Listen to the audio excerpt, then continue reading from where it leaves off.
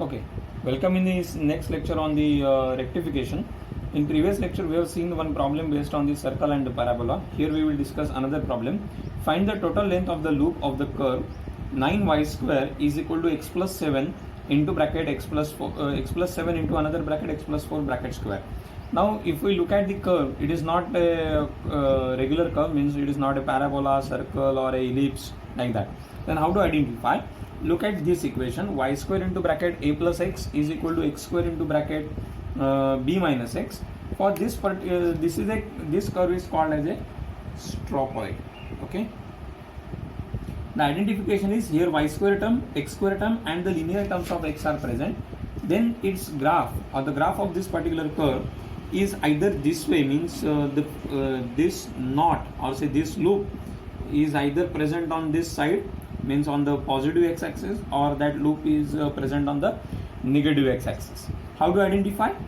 See this negative term. If negative term is with x square, then this is our loop. Okay, and if this negative term is with a y square, then this will be the loop opting.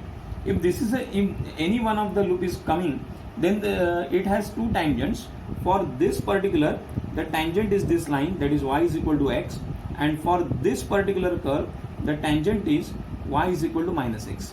Here you can see, for this particular arc, our tangent is this, y is equal to minus x, and for this particular arc, the tangent is y is equal to x. But looking at this equation and this equation, we doesn't observe a x square terms separate and two linear terms. But still, this is an example of the stropoid.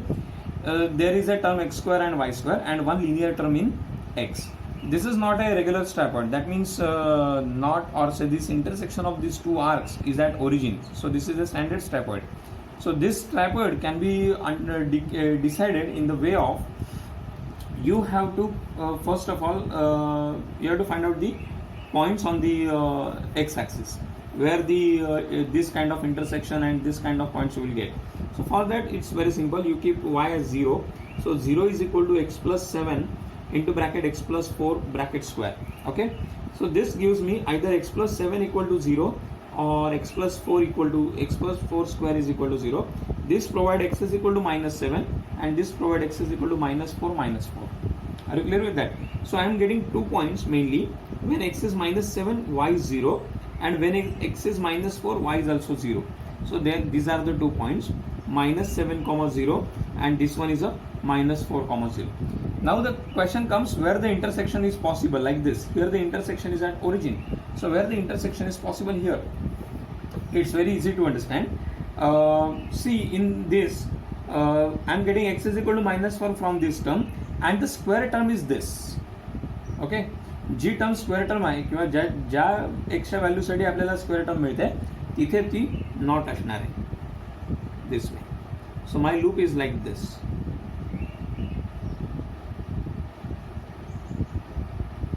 Are you clear with that? And we want to measure the length of this knot or say this loop. Are you clear with this? So one point is minus 7 comma 0, one point is minus 4 comma 0. Fine. Now further, what I do is the x-axis act as the axis of symmetry. So both the arcs are same. So what we will do is we would like to deal with this arc first, minus 7 to minus 4. Are you clear with this?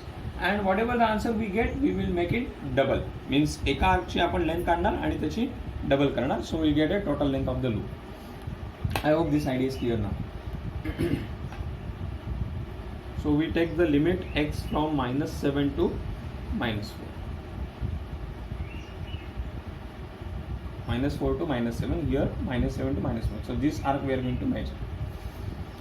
So my length is 2 times integration from minus 7 to minus 4 square root of 1 plus dy by dx square integration with respect to x.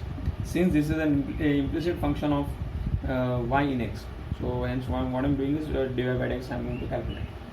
So hence 9y square is equal to x plus 7 into x plus 4 bracket square. So when we go on differentiate, we get 9 to the 18y into dy by dx is equal to, in the first term, x plus 7 as it is, derivative of this is 2 times x plus 4 plus here the derivative of x plus 7 is 1 into x plus 4 square. Okay, so what I'm getting, dy by dx is equal to, we are taking x plus 7 outside of x plus 4 outside of the bracket, inside of the bracket 2 times x plus 7 plus 1 x plus 4 from the second term divided by 18y. On simplification what we get is 2x plus 14 plus x plus 4. We can have 3 common from this bracket, and what will remains there,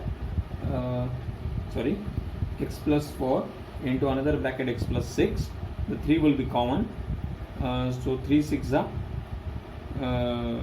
18, so we are getting 6y in the denominator. Okay, now second we require the dy by dx square, so we will take a square on the both sides. We get dy by dx square is equal to x plus 4 square into x plus 6 square divided by 6 square, that is 36 into y square. But 36 can be split as 9 4s are. So this 36 y square I would like to write as 9 times 4 times 9y square, and this 9y square will be substituted by this value. 9y square is equal to this one. Okay, so hence this is equal to x plus 4 square into x plus 6 square divided by 4 times 9y square is replaced by x plus 7 into x plus 4 bracket square. Okay, so x plus 4 bracket square plus x plus 4 bracket square get cancelled, and what I am getting is x plus 6 bracket square divided by 4 times x plus 6.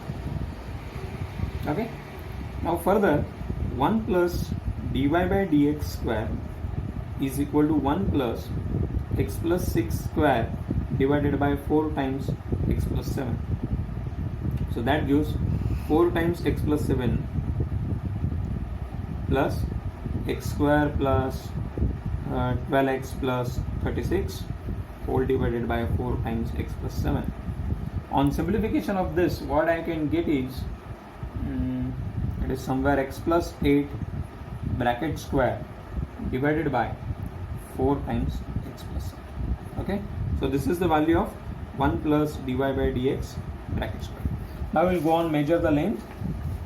Our formula is already discussed here. Formula is s times s is equal to this. So I will rearrange this particular.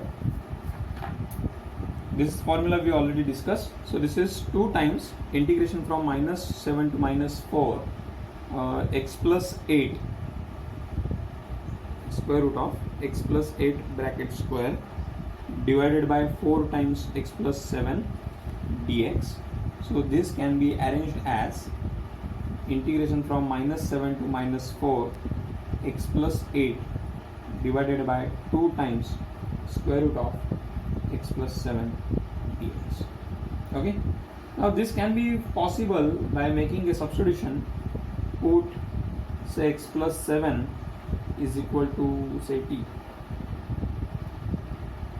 Okay, put x plus 7 is equal to, okay, instead of t will make it t square. That will be more easy.